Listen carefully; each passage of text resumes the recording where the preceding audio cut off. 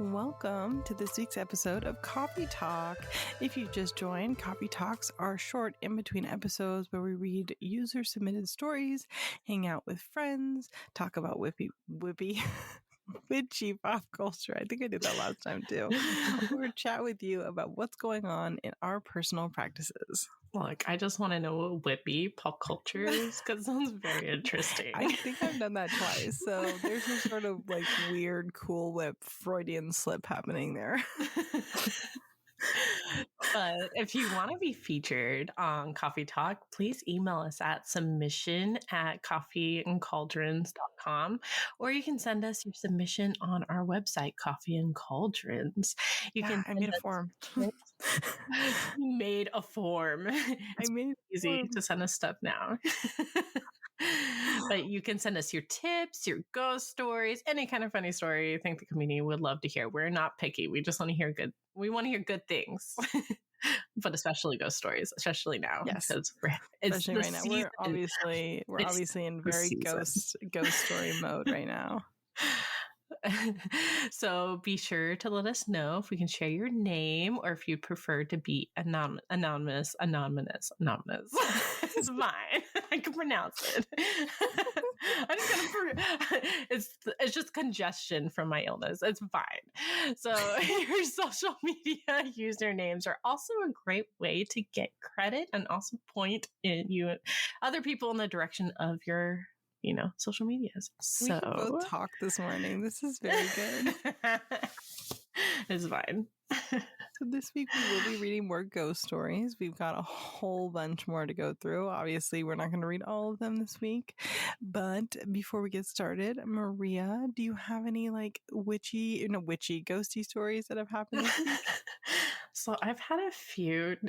Did I last time talk about my ghost in a dream story? Did I? Did I not? I don't think so. That doesn't ring a bell offhand. Okay, I'll just go ahead and tell it.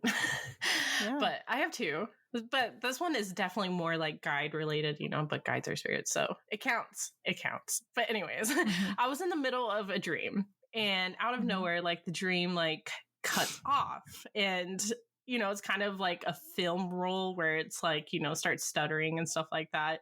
And this blonde lady just kind of steps through and things get really, really serious at that moment. It feels serious. And she looks at me and I look at her and I'm like, it's going to be hard, isn't it? And she says, yes, it is. And I'm like, is there anything I can do to make it better? And she goes, no. And is it all going to be okay? And she goes, yes. And then she just kind of gives me a hug and walks off. And then the dream continues. It totally picks up where it left off. She looks at me and I look at him. Okay. That's immediately where my brain went. I need to get off TikTok. And then other things, of course, small things happen around the house all the time where it's just little glimpses. But yesterday, there was definitely someone on my ceiling. I saw some legs, someone walking on my ceiling. It's fine. It's okay. It wasn't scary. When you say somebody walking on your ceiling, are you thinking The Grudge, where it's No. This is someone standing because I saw a full leg. So, it was upside down. Yeah. Oh yeah. Gravity doesn't exist in the spirit world. Honestly, taking a walk downtown on my own. But other than that, just little glimpses here and there, but nothing too serious yet. It's going to happen, but it's fine. It's fine. So how about you? You have a good one. I just had one, but I don't know. I still don't know if it was a dream or if it was a ghost. I posted about it on social media. I've been sleeping really, really badly the last week. And when I say really badly, I'm having anxiety dreams. I can't fall asleep. It's just been really rough. And I have a lot going on in my personal life. And I think it's just making it difficult for me to sleep. It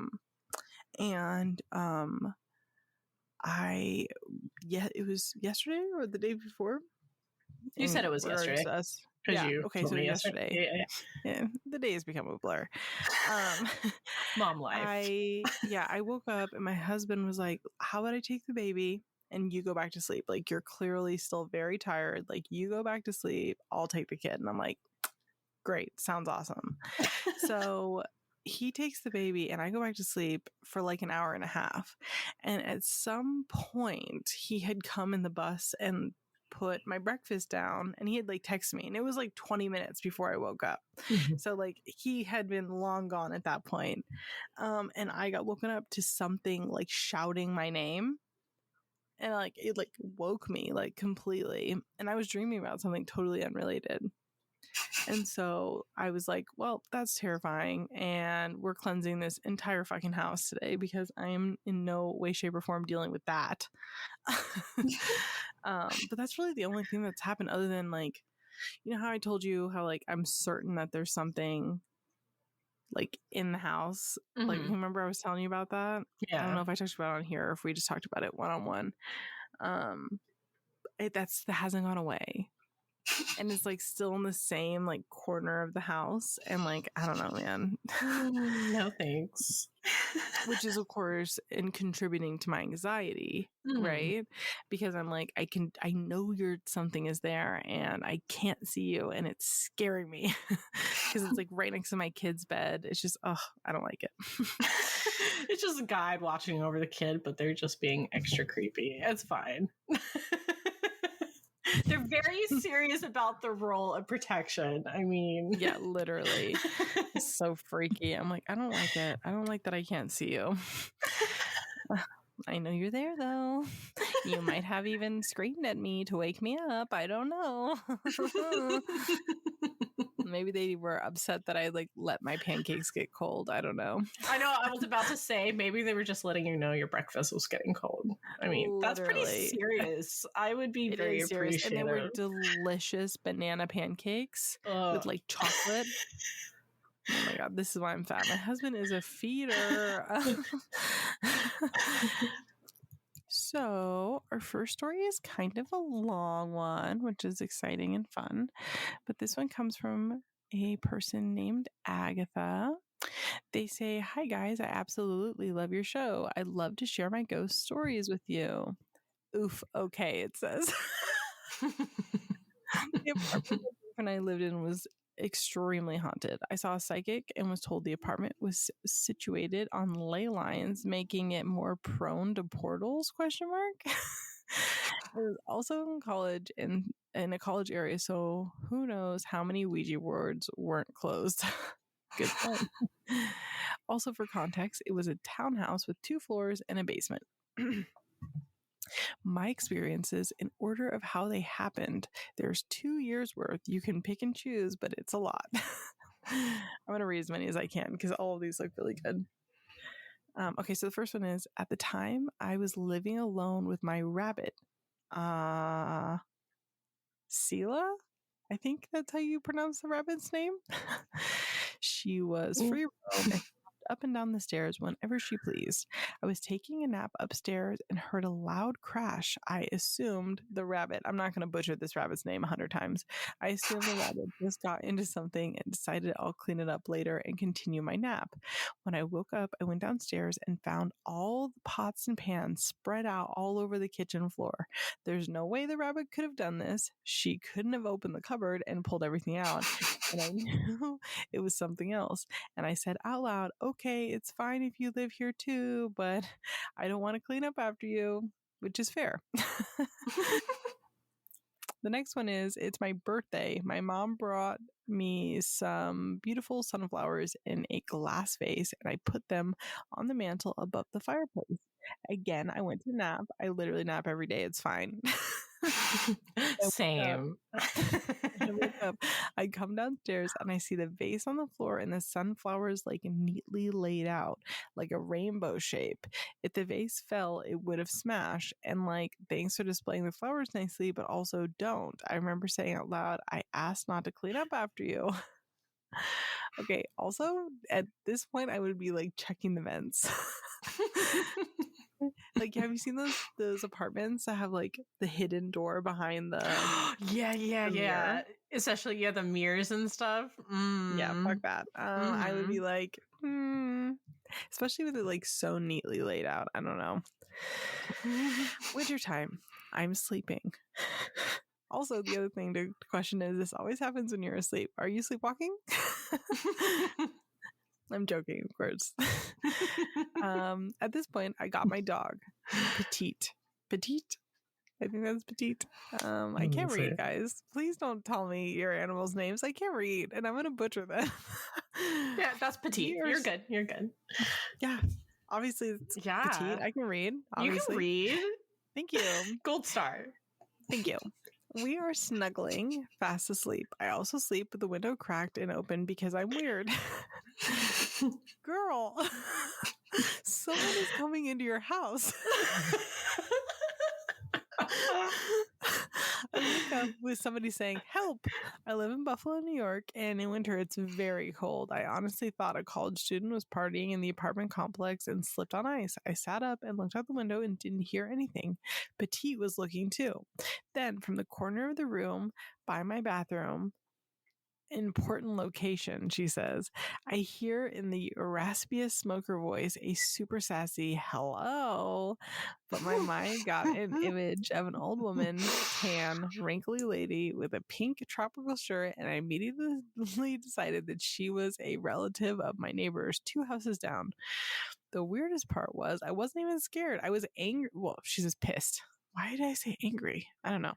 And in my head, I said, to them, I think they mean, how dare you wake me up when you don't even know me? Jesus, please escort this woman out. Like, first of all, I'm not even religious. I don't know why Jesus came to me like that. And I went back to bed.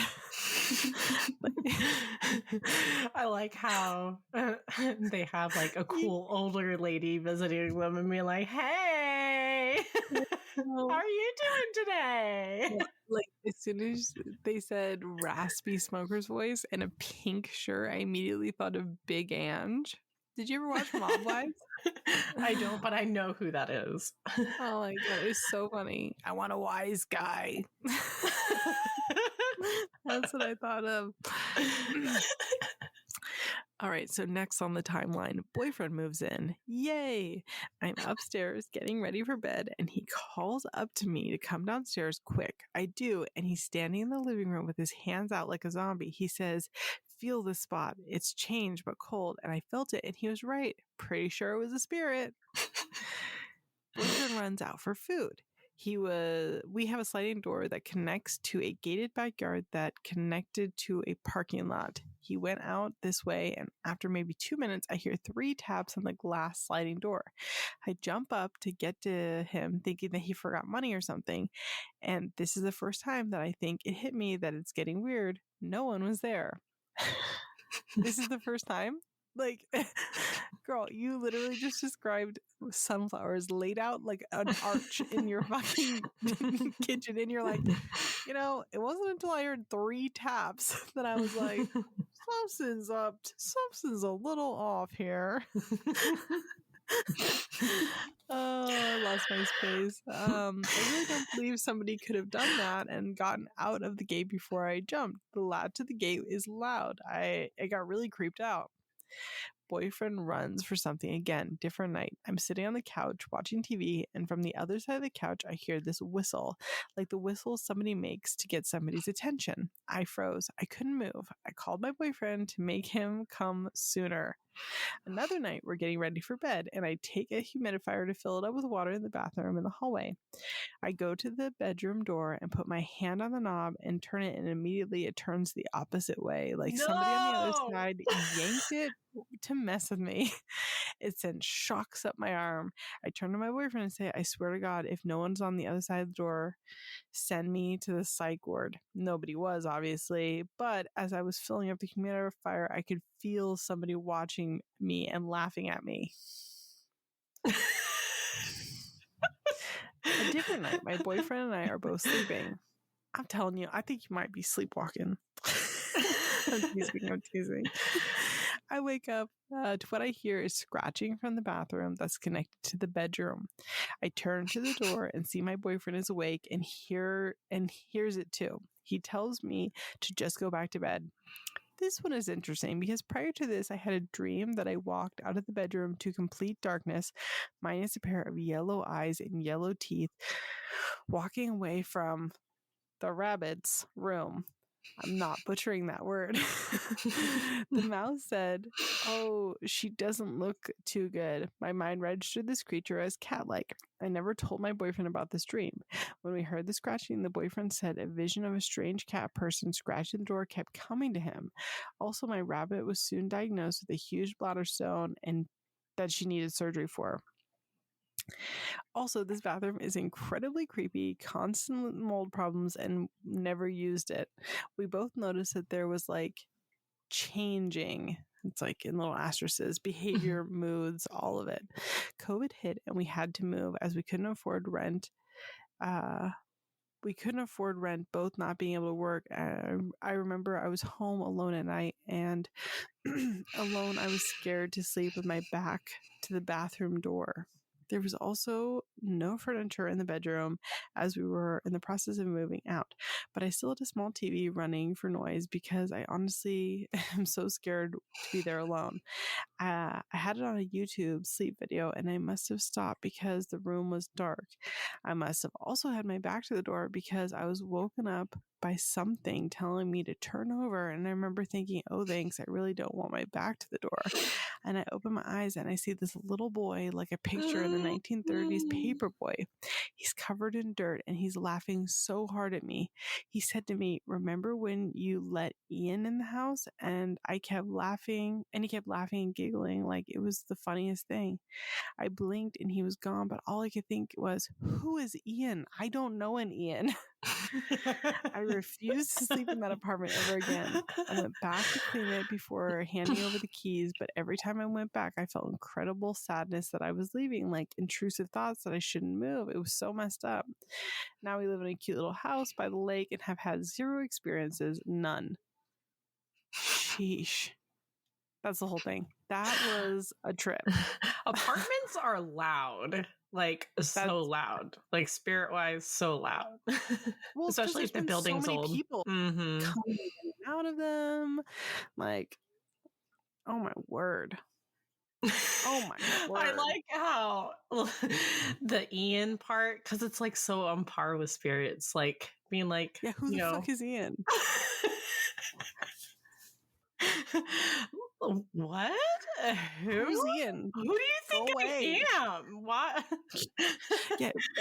Why is it so funny? Yeah. There's a lot of things there that I would have like furthered questions on if I lived there, because that all is so fucking scattered. Do you know what I mean? Like none of it's consistent, that I would like raise questions, like I said, of somebody being in your house.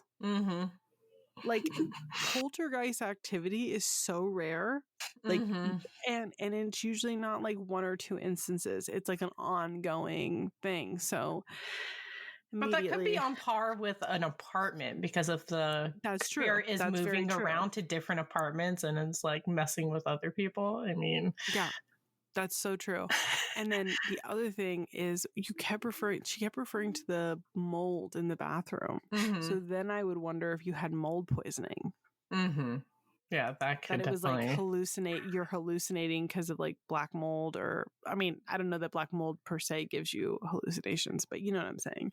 I know that it messes things up. Yeah.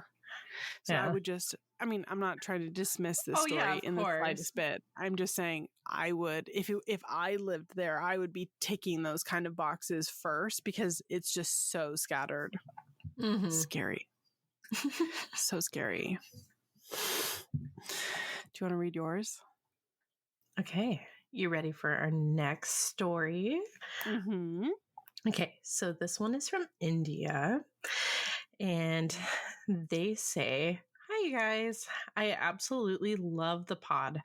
I've been binging it for a few months now, and I can't get enough." Oh, well, thank you. Thank you so much for listening.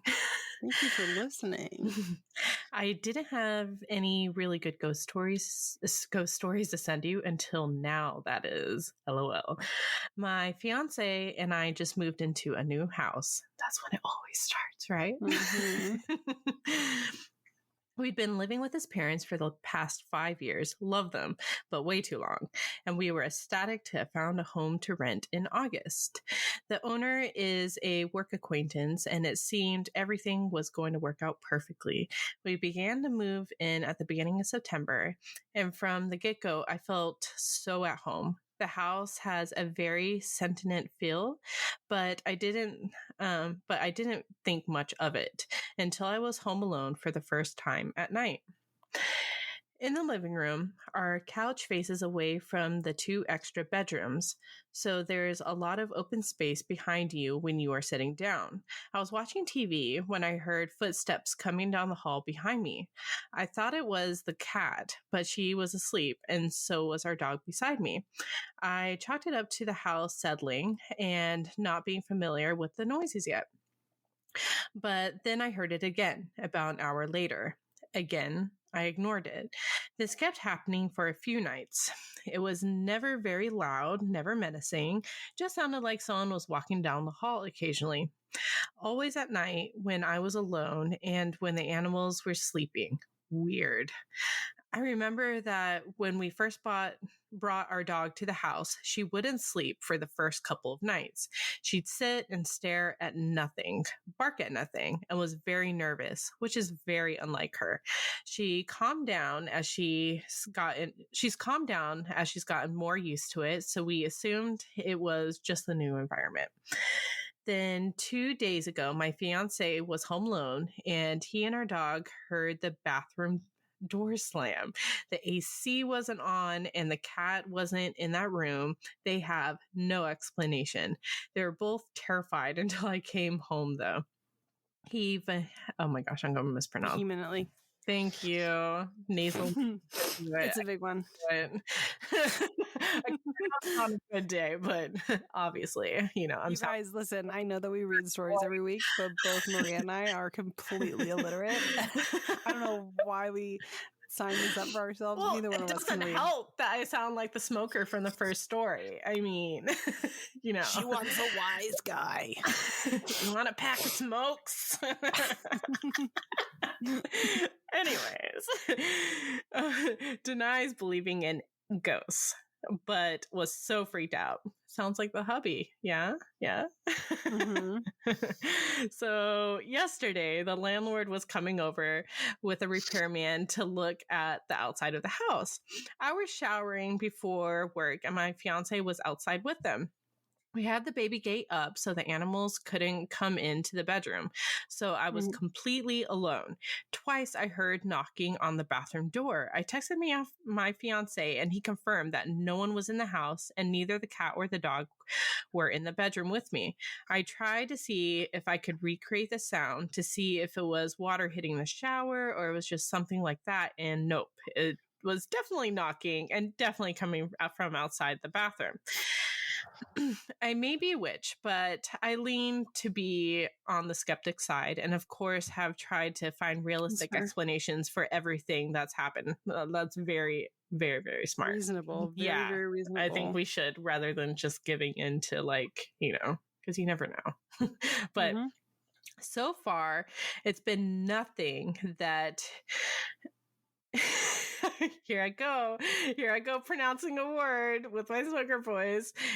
Irregularly.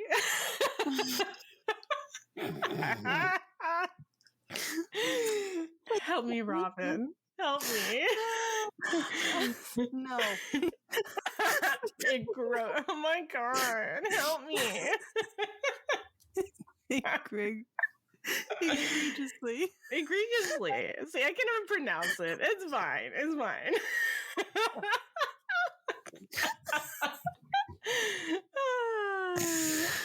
Okay, let's move on. Nothing that spooky.